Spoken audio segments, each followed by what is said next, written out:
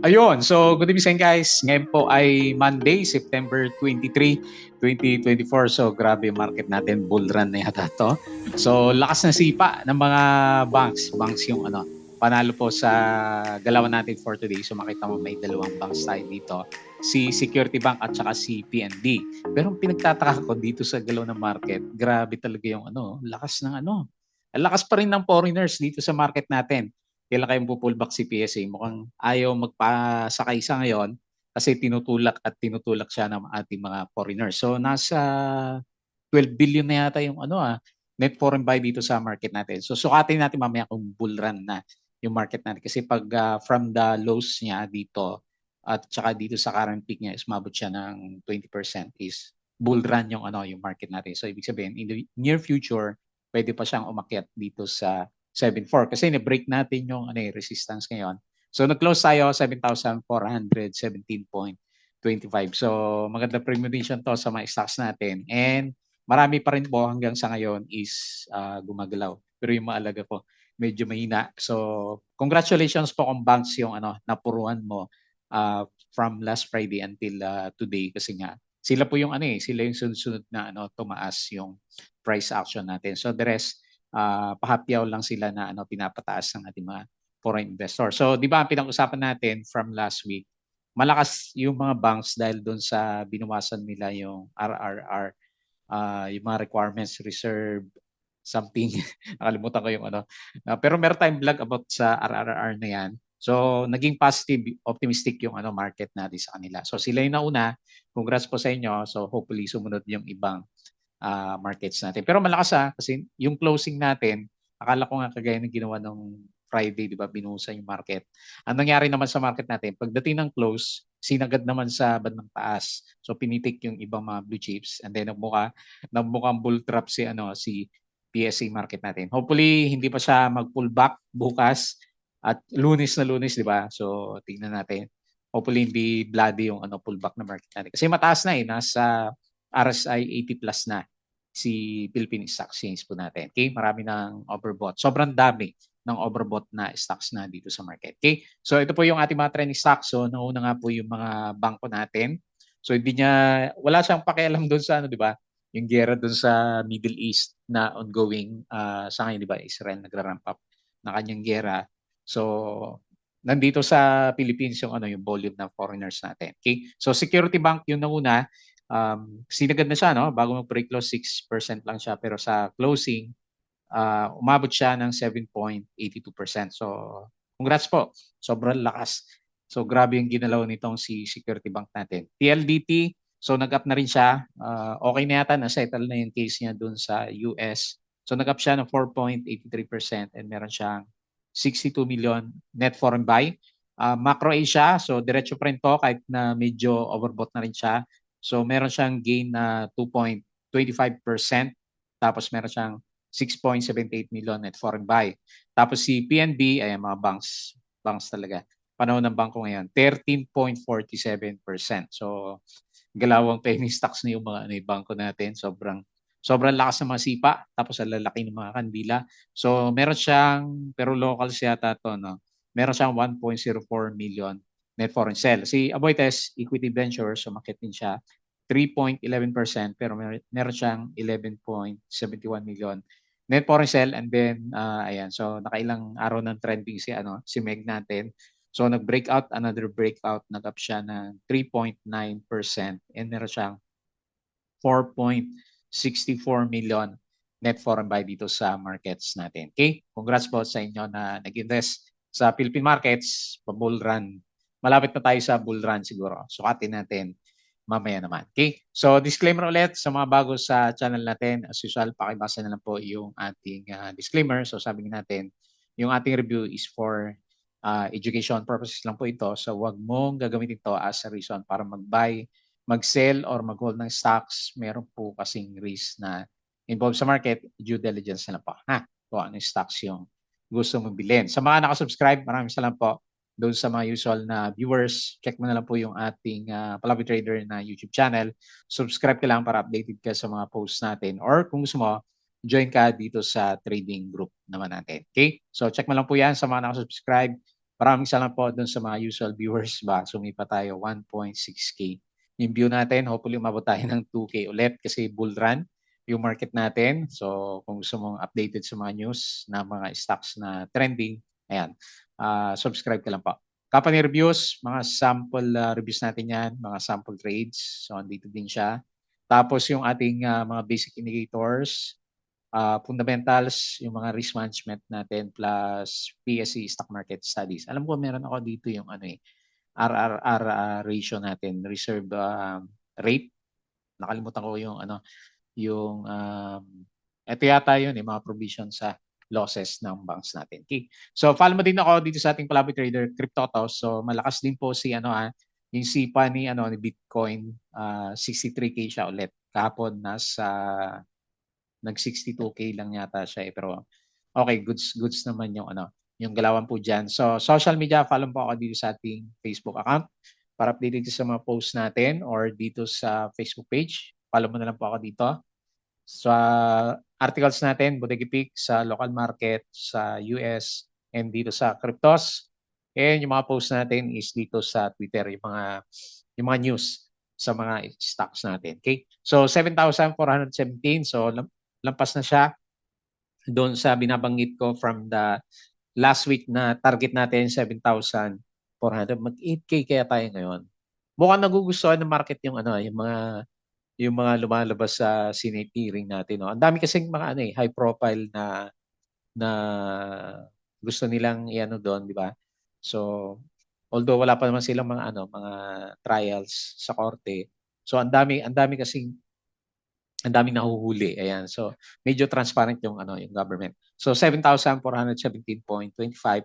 So very good yung market natin. Meron siyang 1.77 billion in foreign buy. So 12 billion na, baka 13 billion na nga yan.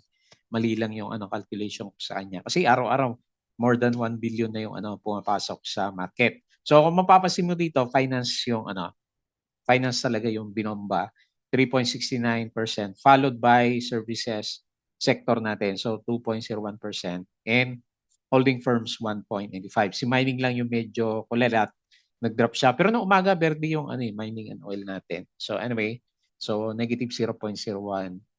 So 52 weeks high tayo, sabi ni Investa. So watch out na lang daw dito sa mga winners. Pero pabago na siguro to kasi bangko na yung mataas yung galawan. So Ayala Land, plans 10 billion pesos sustainability bonds, share buyback, Robinsons, Costco, si Bloom, Philippines ban on offshore by end of 2024 favors casino. Ayan. So ako din, naniniwala ako dito. So tapos si Central Banks, Jumbo, ayan, yung RRR natin. Reserve ratio cut. Ayan.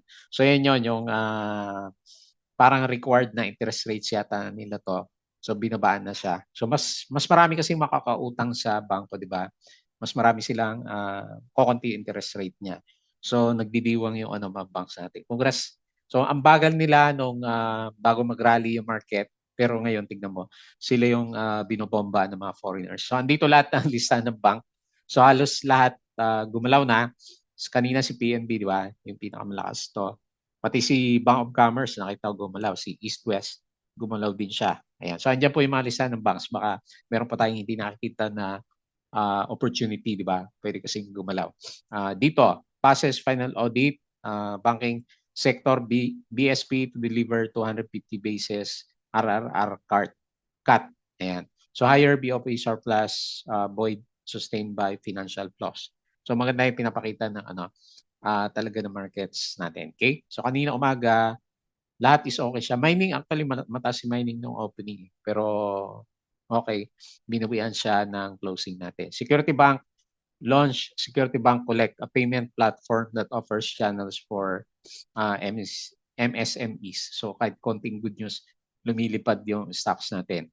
Meron yata tayong bagong broker, Luna Securities. Malit daw yung yung kanyang commission. Ayan. So, anyway, i-check niyo po. Hindi ko pa na-check yan. Luna Securities. Meralco receive a Golden Arrow Award. DMC, SEC, hopefully matuloy tayo, October na, para sa dividendo. Awarded 3 Golden Arrows. Dito, pass technical audit, tapos ongoing yung follow-on offering. Chelsea highlighted a shift to 100% cloud-based operation. Liberty Floors, Ali Eritz. Okay, so meron silang transaction ulit. So makakatulong to sa actually kay Eritz. Maganda 'yan. Tapos ano ba 'to? Deals like this are rare because wholesale property market is quite incestuous and private. Okay, LFM. Okay, FD, pumitik din 'to, si FD natin. Red Horse has secured position as the only Filipino brand in Kantar most valuable Southeast Asian brands. Ayan, so lakas yan, tapang. CRITs, A-REITs, okay yung mga REITs natin. Converge, special dividends alert. So andito yung mga dividends. Ito si CPG, alam ko 5% to eh. So September 27, ito. Kaya medyo marangkada din yung price yan. So yung iba mga preferred shares. Okay? Tapos yung Galawan last Friday, Ali sells 2.7 billion block for A-REITs. Ayan. Konti lang na post ko kasi puro banks yung gumalaw dito sa market natin. Okay? So guys, yung ating padalas sa sulit. Yung ating Patreon channel, yung mga gusto po ng guide sa trading dito sa Philippine markets. Sali lang po kayo dito. So open po anytime yung ating Patreon channel naman. Okay? So tingin tayo dito sa market. Super bullish na. So sukat-sukat tayo sa RSI. Level natin is nasa 81%. So overbought na siya, no? Kailan siya huling nag 81% is kahit nung pandemic, no? Umabot ba siya ng 80 o 81 pandemic since pandemic.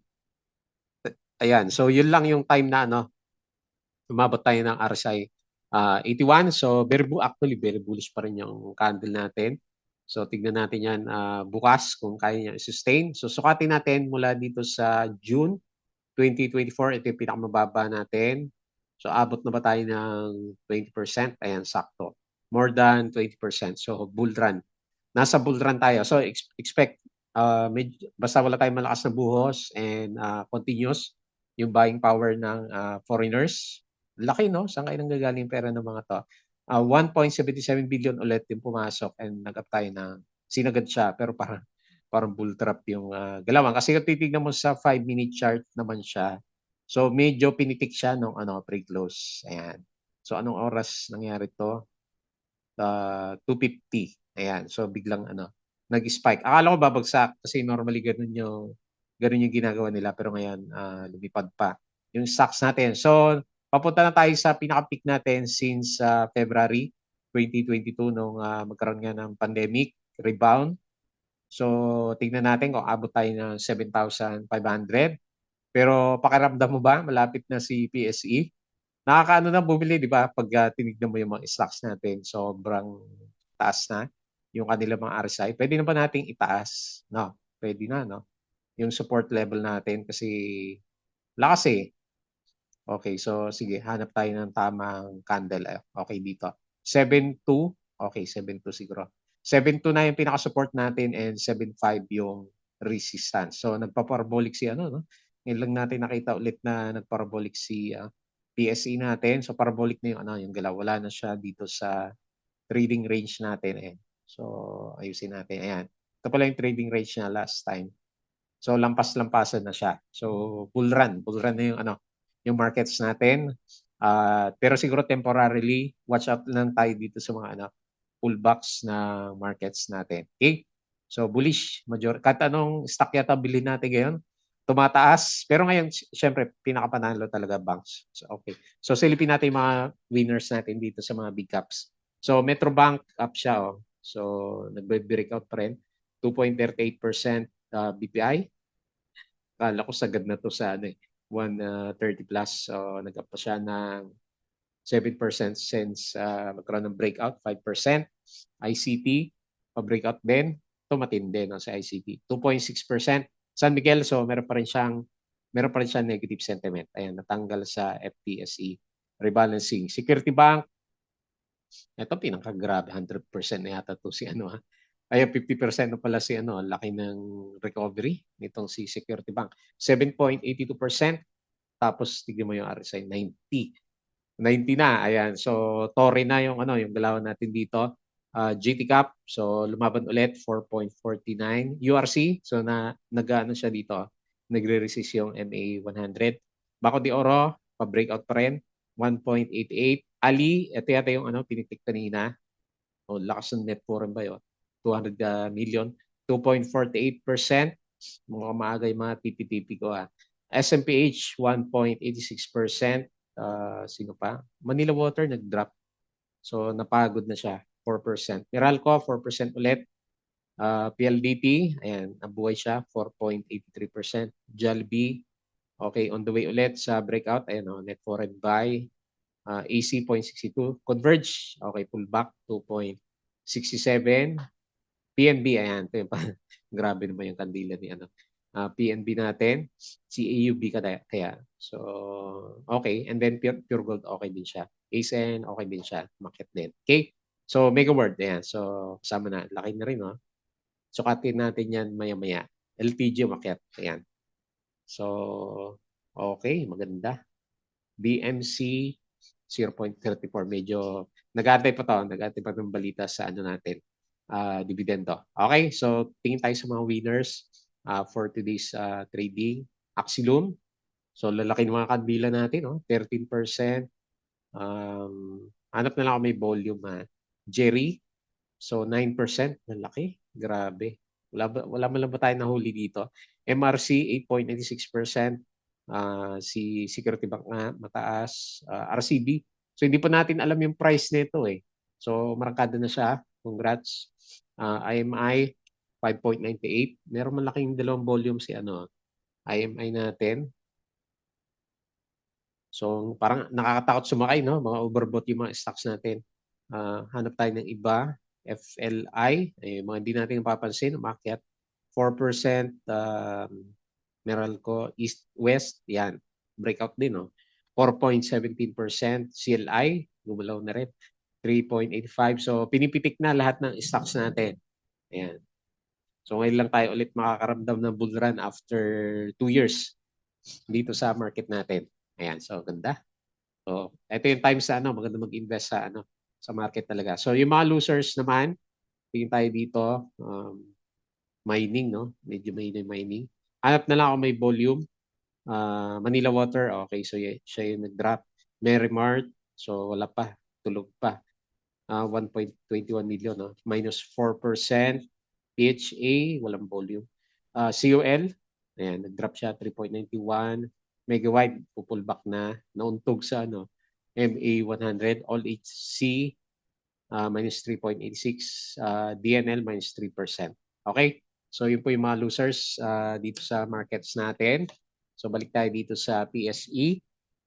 And then, tingin tayo dito sa global markets. Mukhang maganda rin yung yung US market mamaya. Ito yung futures. S&P 500 is 0.18, Dow Futures 0.06, Nasdaq is 0.28%. Pero nung Friday, medyo mix sila, ng pullback si US market. So ngayon, European markets, nag-drop na malakas ng Friday, so bumabawi na siya. Nagbabounce siya, may konting mix ng mapula. Ganun din dito sa bandang Asia, so may konting pula. Ayan, may mga mapula dito. Okay, mix tayo sa Europe, mix sa Asia, and mukhang maganda yung opening ng US market. Bukas, anong tansya mo sa PSC market? Sa akin, napaka extended na yung mga stocks natin. So, ang tanong diyan, kailan magpo-pullback si PSE natin? Siyempre, maraming hindi nakasakay diyan. Ang bilis ng galaw ng ng market natin. So, dito naman tayo sa bandang crypto. Ayan, malakas pa rin siya. 63K si Bitcoin, BNB 591, Ethereum is 2.6K. So, malakas sila. Bumabalik na, no? Kahapon, 63K siya pero pababa yung mga kandila. Pero ngayon, tignan mo.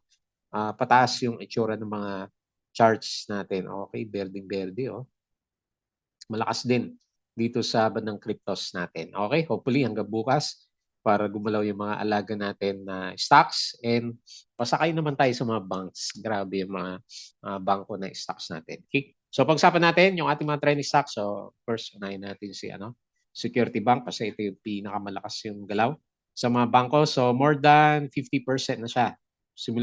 Sukat ko is mula breakout. So 52% na siya. So 'di ba nag-warning na ako last week kasi parang overextended na pero wala. So talagang pinupush siya 105 million Ang lakas. So 7.82%, tignan natin kung sagad ba yan or hindi. So pero parabolic siya Tapos wala talaga siyang pullback Meron siya consolidation pero wala siyang pullback na pwedeng magkaroon ng entry. So talagang binantayan ng foreigners tong Security Bank natin. So halos malampasan pa nga niya tong previous na consolidation niya dito kasi may range dito yung channel natin. So ganyan na lang muna 88.7 to 98 yung pinaka-resistance natin sa kanya. Ayan, tingnan natin kung kaya pa niya. Kung itutulak pa rin siya, syempre, breakout pa rin siya. Pero ang laki na ng binalik niya, So halos makabalik na siya dito sa, okay. Baka binalik na siya kasi talaga namang binagsak siya. Below pre-pandemic levels pa. So bargain na bargain siguro yung price last time nitong si Security Bank natin. Okay, so ganyan na lang muna. Tingin natin. Medyo ulit So exaggerated na yung niya, yung galaw niya talaga. Ayan. So medyo obvious na sa lahat. Ewan ko kung akit pa, 92 RSI. Kung mag-breakout dyan, pwedeng meron siyang fake na na breakout dito and then pullback tayo. Kasi wala pa siyang pullback So anyway, kung meron pa rin siguro net foreign buy, kakayanin pa rin niya. Pero medyo extended na talaga. Ay ilang review na tayo na extended siya. So foreigners na mag-decide niyan kasi meron siyang volume. Pero technical wise, hindi na kaya yan kasi parabolic yung itsura naman niya. Okay? Congrats na lang po. Kung meron kang hawak na security bank, syempre kahit kung ako may hawak din ako, hindi ko muna ibebenta kasi wala naman lumalabas na red candle sa kanya. Okay? Kung masaturate siya, yun, magpo-pullback si Security Bank. Pero hanggat wala, congrats na lang po sa may hawak sa kanya. Okay, next. TLDT. So nagkaroon na rin siya ng konso dito. Tapos, ewan ko, napansin nyo. So during the time na nagko-konso siya dito, panay yung balita na, di ba may issue sila sa accounting dati.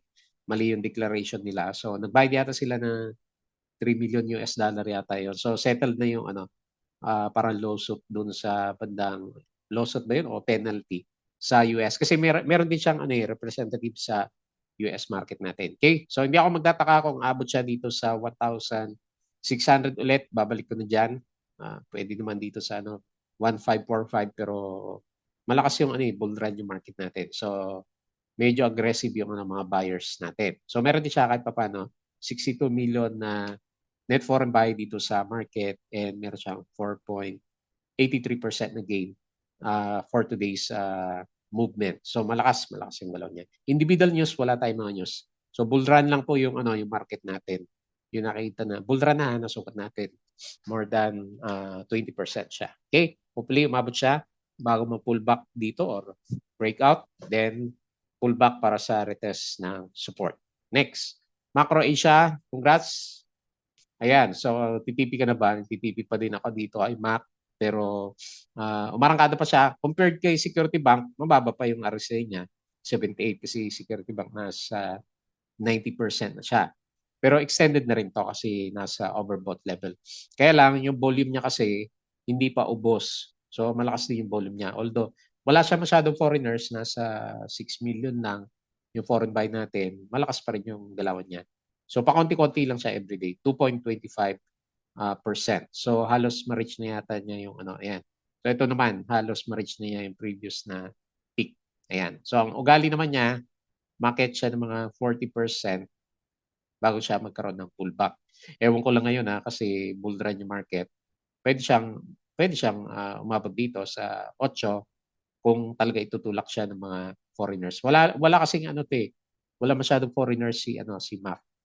Konti-konti lang yung buyers, mostly mga locals yung bumibili. Pero once ma-breakout 6.5, goods na yan para tayo mag-retest ulit dito sa bandang 7 naman. Ayan. Hopefully makalampas tayo sa 6.5 level pesos kahit na overbought na yung stocks natin. Ayan.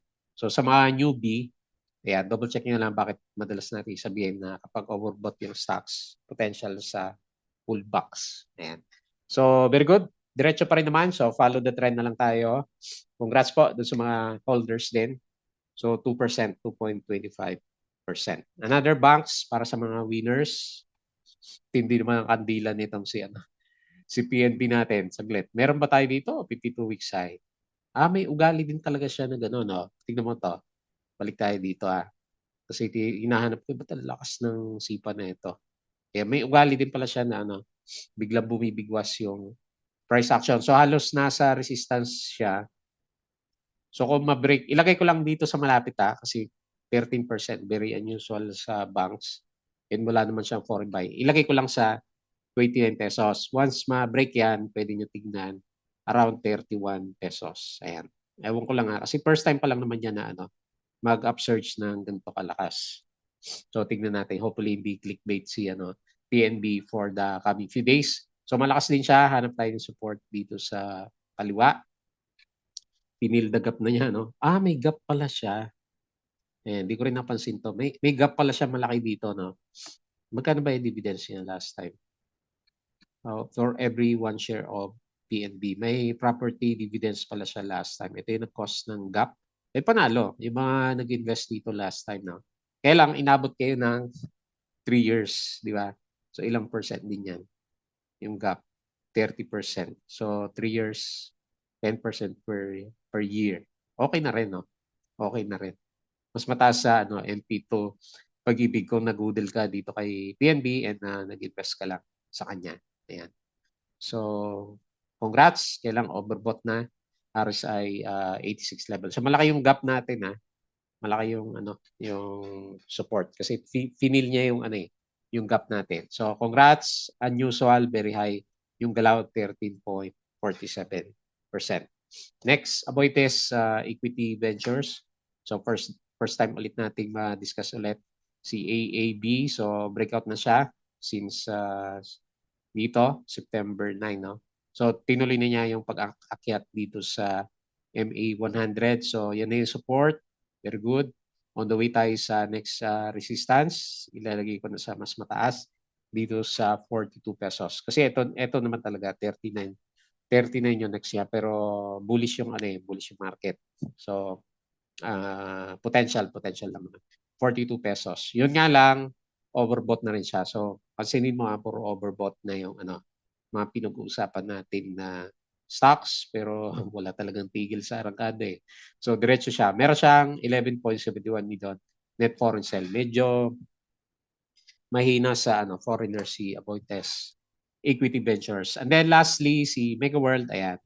Mga kamig, mga property holders. Okay, nandun ako kina Ayala. So, congrats din. Malakas din yung sipa niya. Hindi ko rin nakalain na abot siya ng 7%. Ina-assume ko nung last week kasi marangkada naman siya. Hanggang dito lang siya sa 2 pesos. Pero binutas na rin niya So, taas na natin. Support na lang natin yan, 2.1. And on the way siya dito sa 2.3. Ayan. Ewan ko kung ito-tolerate na market kasi RSI 85 na rin mataas na yung indicators ni Mega World natin. So, meron siya counting buyers 4.64 million and malakas din close niya 3.9%. So, halos 15% na rin yung binigay niya dito sa may consolidation area natin. Okay? So, yun lang muna yung ating review. Very quick lang siya kasi okay naman. Good vibes tayo sa market. Market yung mga alaga natin. And nakabullrun na tayo kasi more than 20%. So, ano ba ginawa ng market natin? Last time naman kasi, yung bull run natin, kung sasabihin mo na bull run to, recovery lang kasi ito So, mabot siya ng more than 30%. Siguro dito siguro yung bull run last time. Hindi nagtatagal yung bull run natin. Umabot siya ng 30% yung bull run natin nung kay Pinoy yung galawan natin. So, marami pang igagalaw siguro. May mga pullbacks, pero kung abot tayo ng 30% sa index, marami pang gagalaw na individual stocks na natin. Okay? So, yun lang po yung ating review for today. So, enjoy the wins. And don't forget sa TP kasi minsan biglang nag-pull back yung market. So, as usual, bago tayo mag-close, please don't forget to subscribe dito sa YouTube channel. Join ka lang sa group kung gusto mo ng guide. CryptoKoto, Facebook account, Facebook page, Bodega Peak, Twitter, and Patreon sa mga gusto ng guys sa trading sa Philippine markets. Sali lang po kayo dito. Okay? So yun lang. Maraming salamat. Kita ulit tayo bukas.